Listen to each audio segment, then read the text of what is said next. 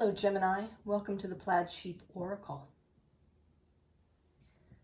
You begin this week with this deer spirit.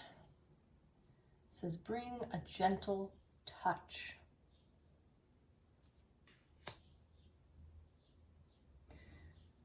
Something is beginning, Gemini. I think perhaps you've had the seed of an idea, something that's just starting for you. And there is this guidance to begin slowly and gently.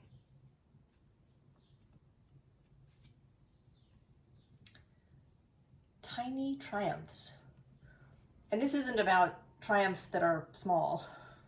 It's about the small triumphing. That small actions can lead to large results. That it is not necessary to kind of come roaring out of the gate. And we are, I think, actually today, later today, when I'm recording this on the 19th, I think it's today, that we are entering Gemini season. And immediately following Gemini's entry, the sun's entry rather into Gemini, we also get Venus and then Jupiter a few days later, and then Mercury. So Venus and Jupiter meet in Taurus at about 29 degrees, and then just 12 hours later, Venus slips into Gemini, and then Jupiter, and then Mercury.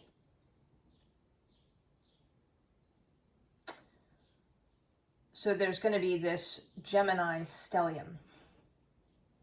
And I'm not surprised that your reading came now. I was expecting it, actually, because the Taurus reading was filled with this reference to Gemini energy and all of these planets entering Gemini. There'll be actually a period when the moon is there too.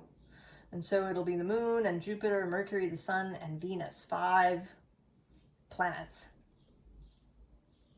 in Gemini. So there may be this temptation to move faster. The bottom says no rain today. This is a fortunate period. I mean, we do think of it as a fortunate period. We had Jupiter Kazimi yesterday on May 18th, and that kind of blessed Jupiter energy radiates outward, ripples outwards, kind of through the whole week. And Jupiter may even, right, because then he meets with Venus, and that is also, right, this double benefic energy that will carry into Gemini in the few days after that. So this is right, a bright and perhaps auspicious time, no rain. But there is still this call to start gently, right, like the gardener. This, right, the gardener as a gentle energy, right? You're not going to go in and, perhaps rip everything out, or after you've planted the seed, you don't go in just 2 days later wanting to know if everything's already sprouted and ready to harvest. There's a rhythm to the garden.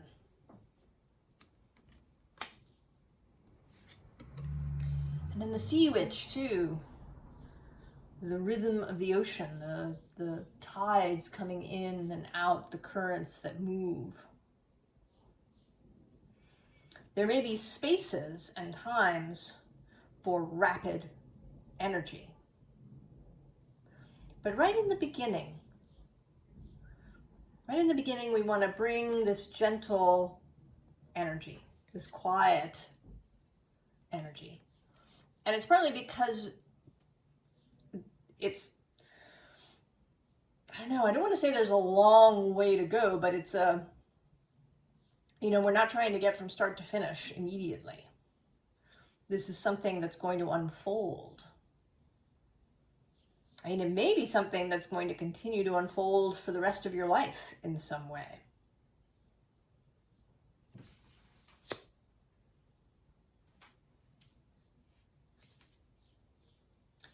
So this gentle energy kind of continues here with this 10 of air, and right below it, the ace of air.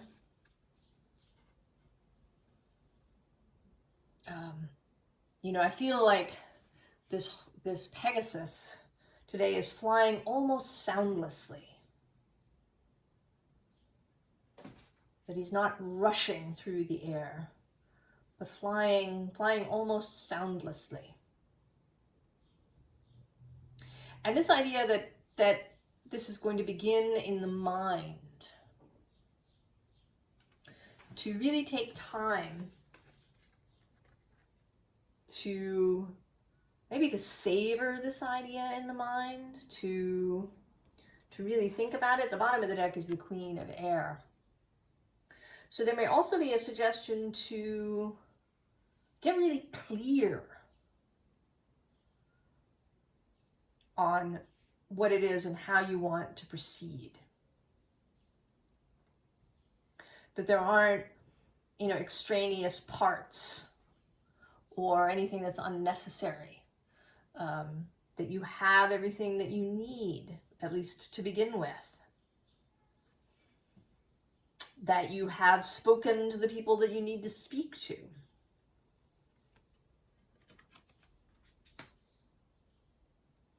There's almost, it almost feels like the advice that one would get before a Mercury retrograde. Which is interesting because we just had one, and we're not going to have one again for a little bit until late summer. But part of, as you may have heard Rick Levine talk about, part of Mercury, the Mercury retrograde thing, is that there's an intensification of Mercury energy, which can be very speedy. So your mind may rush ahead. So it's not that you shouldn't enter, into a new contract, but that you should double and maybe triple check the fine print. Because your mind may be moving so fast that you miss things. You misconstrue things.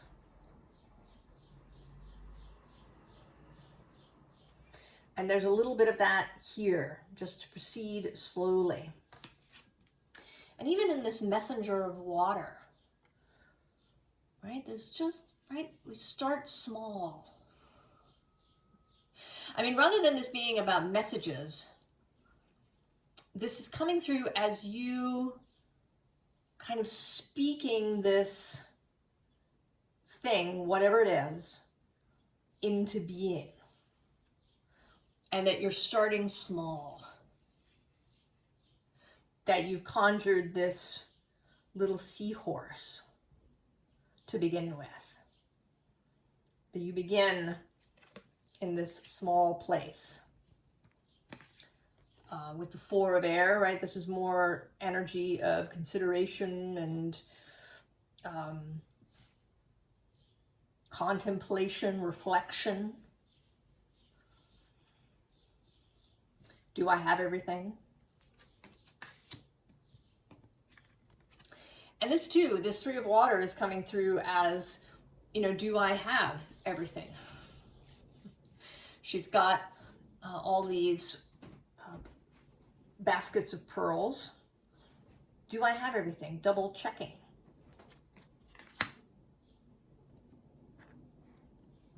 And the Three of Earth too is, are all the people assembled?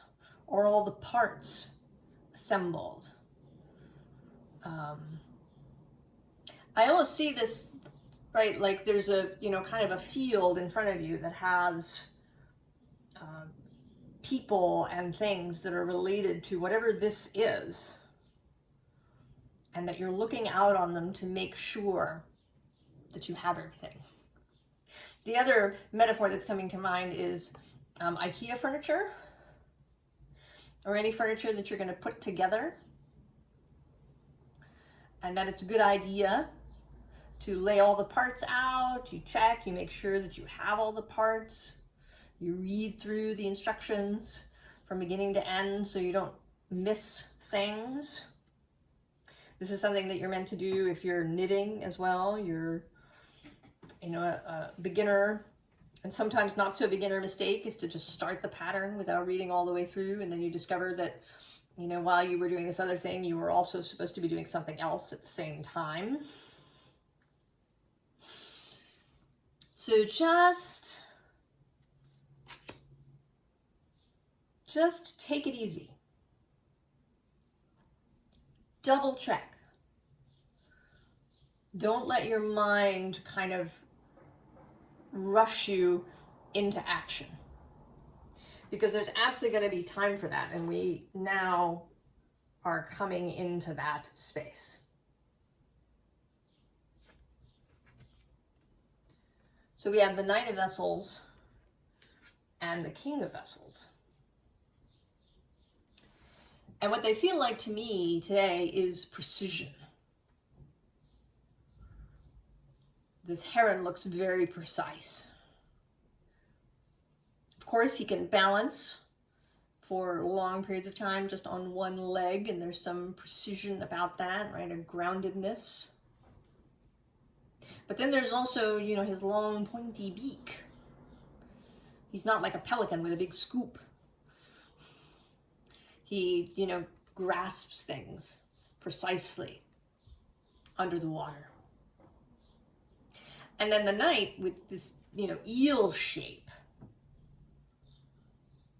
flexibility, being able to, move through narrow spaces, being able to thread the needle,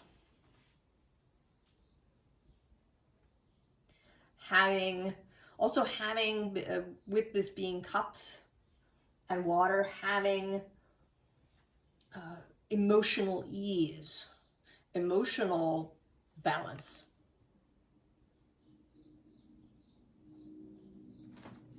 As you proceed.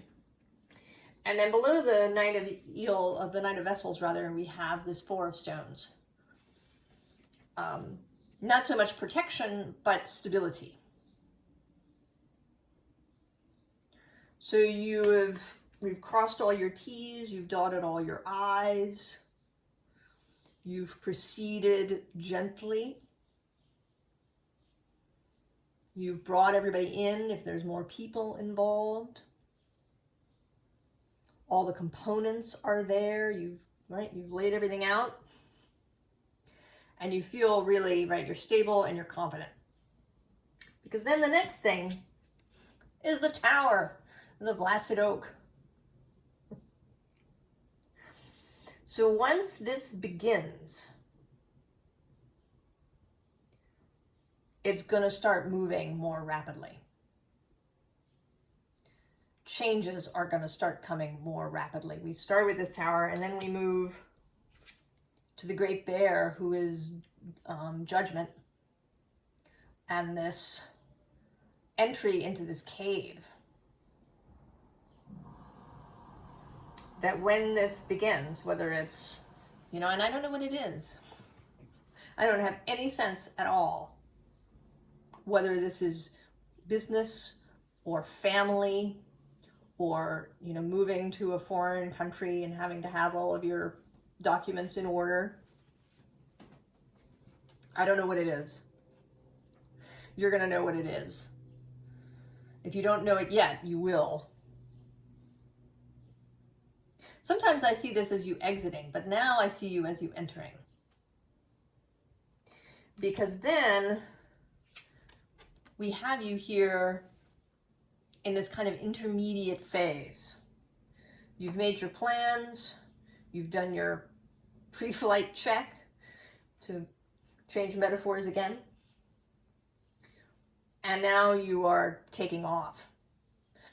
And initially, you're this small person kind of inside this cave, and there's a period when you feel vulnerable, when you feel like a novice, when you feel like you don't really quite know what's going to happen. But then, after some time, after you do this, after you have the opportunity, you become the shaman. Right? You're still at the cave, but now it's completely different. Now you're confident, you're masterful, you really know what you're doing. You can begin to add more components.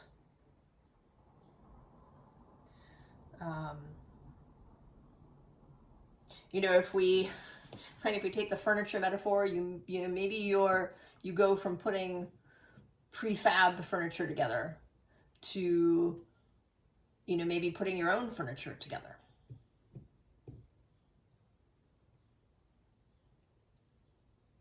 That you cease to be the apprentice and you become the master.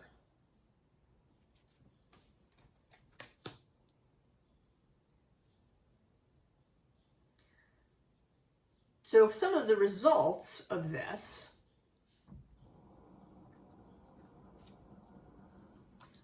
Knight of Pentacles, and also the Nine of Pentacles right below. So there is material success that is going to come with this. And I don't know exactly what that means. It could mean, you know, maybe you're actually building a house. Not just a piece of, you know, you started out building IKEA furniture and now you're building a house. And so you end up with this house, and you know, it gains in value, and it does everything. It's exactly what you wanted. You know, maybe it lets you start a family if that's what you wanted to do. You know, perhaps you start working the land around the house. There's all these possibilities for this Nine of Pentacles and what it means to be materially abundant for you. Now, below the Knight of Wands, it's kind of contradiction. The Knight of Wands is often described as the slowest knight in the deck. That the Knight of Swords is the swiftest, and the Knight of Pentacles is the slowest, right? He's Earth. But he's still immutable energy. He's still mobile. And right below him is this Eight of Wands. And they sort of, right, they look a bit like the same person. That it is possible to embody both of these energies. To be able to move slow and fast whenever each is required. And I think that's true of the earth signs, actually. I think they get kind of pigeonholed into being, right, slow, especially Taurus. But I think they just have, right, they have the ability to do both. To move very slowly when that is required, and then to move fast when that is required. To take action in the physical world. And then the Tower repeats right below. So there's going to be changes, Gemini. Here things have slowed down a little bit, right? We started with this blasted oak with, you know, you falling out of the tree. But you're okay, right? You have everything. You knew, right, that there was this possibility. You land softly and go into the cave. And this tower is more like the new challenge.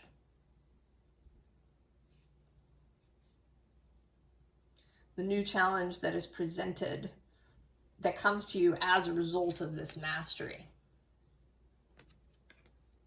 So I've had all kinds of metaphors. If we take this building house metaphor, and we have, you know, now we have land too, perhaps the new challenge is to, right, you know, actually build the garden in reality. You know, maybe to start a farm. That, you know, this is, right, the new challenge. You have perhaps you start with, right, you start with a small garden, just growing some flowers. And then now you're actually gonna, you know, branch out, start growing things to sell. And this is the new challenge now that you've gained some mastery. And then we have the Ace of Wands. And it's a little fraught. She always looks a little, right, she looks a little disheveled, like she's kind of dragged herself through some brush. But she's absolutely ready to go and willing and able. Because then we have this lovely Fool.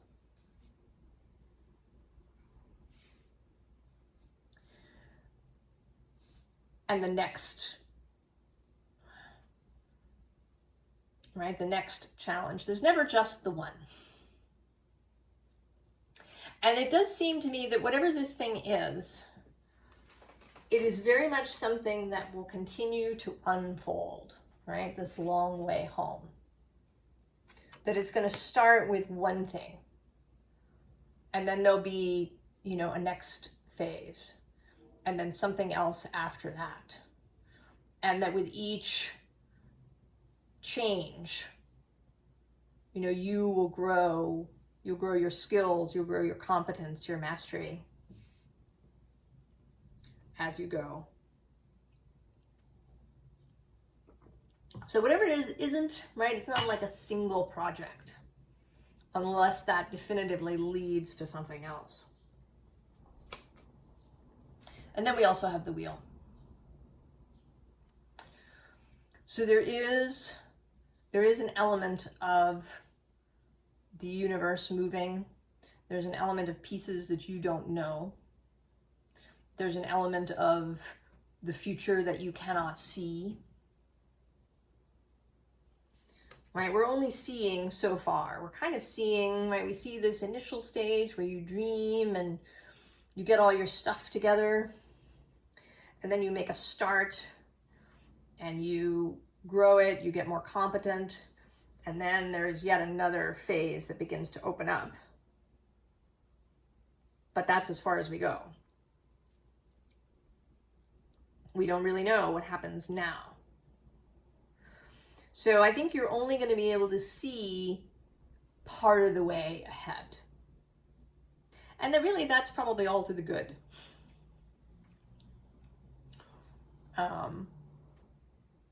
Now, at the top and bottom of this animal spirit deck, at the bottom it says, right, the facing bottom says, Spirit has a plan.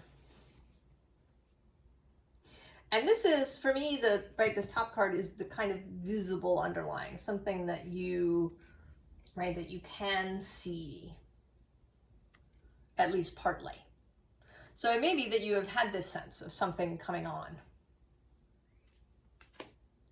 And actually right below that is there is always enough. But at the bottom of the deck, which I think of as some of the unknown underlying, sweet results await. So this may be more profitable in some way. And that doesn't necessarily just mean money, but it may bring more into your experience than you anticipate. That you see this thing that you're going to do, that you're going to make, that you're going to build, and you can kind of see how it'll expand from there, but you may not see that it's going to have a side effect of bringing sweet results, perhaps that you don't expect. Advice. Ace of Inspiration. And right below it, the Four of Voices. So when the inspiration comes, and it's going to come, take some time. Take some time. Proceed gently in the initial phases. And this is confirmed by the bottom of the deck, which is the Hanged Muse. Right? Taking time to look at it. And to look at it from all different directions. And don't rush into these initial phases. And I think it's partly because there is this unfolding, and that each part of the fold is dependent on what came before. So that the ground kind of, right, the preparation needs to be solid before the next phase can begin.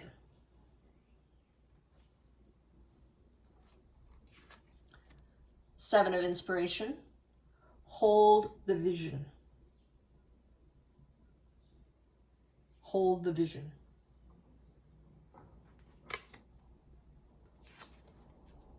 Ace of Materials, Ace of Pentacles.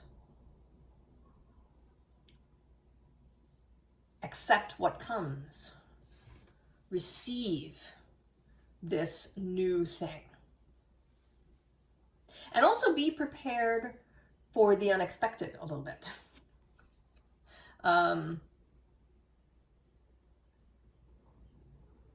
You know, for sweet unexpected, right? She's covered in flowers. Be ready to receive these sweet results. And then the Six of Pentacles.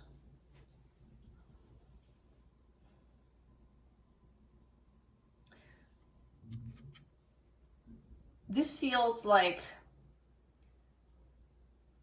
really looking at the results, right? Really getting to know.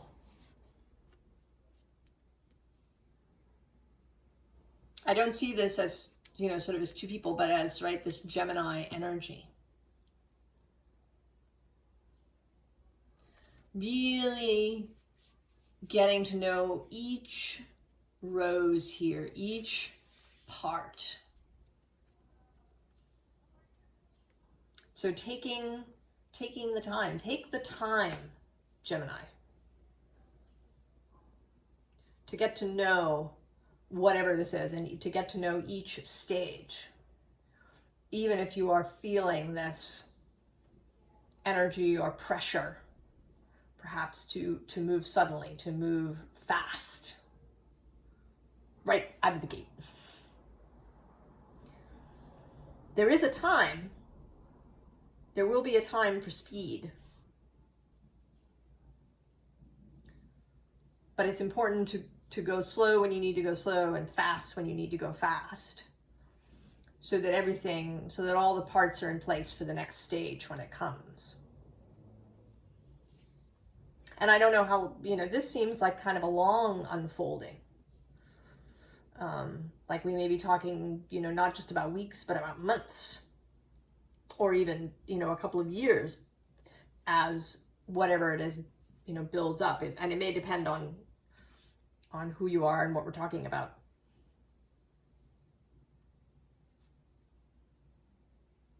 Gemini. I think you are. I think you're going to feel a great upwelling of optimism when you have all those planets move through your sign. And Jupiter is going to be there for a whole year. He doesn't go back to Taurus again. So once he's in Gemini on May 25th, he will remain there until, I think, early May of 2025.